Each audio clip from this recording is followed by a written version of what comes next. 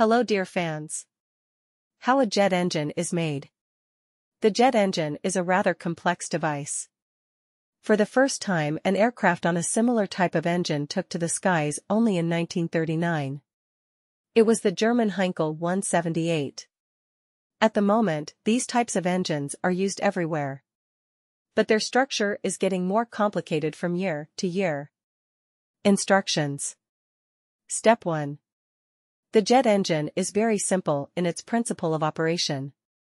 It is necessary that the air just gets inside the engine, where it mixes with fuel. As a rule, kerosene is used for this, and then all this would be ignited by a spark.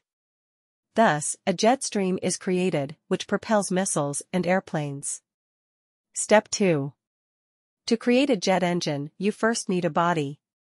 The body contains all the main engine units. This is a fan that supplies air to the engine and also cools it during operation. After the fan, a compressor is located, which creates pressure so that the compressed air already enters the combustion chamber.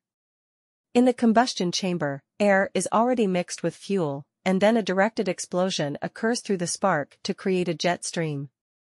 In some ways, this design resembles a carburetor from a car. Then the jet stream from the combustion chamber is directed to the turbine of the jet engine. The turbine is made up of several hundred small blades and a shaft to which a fan and compressor are attached.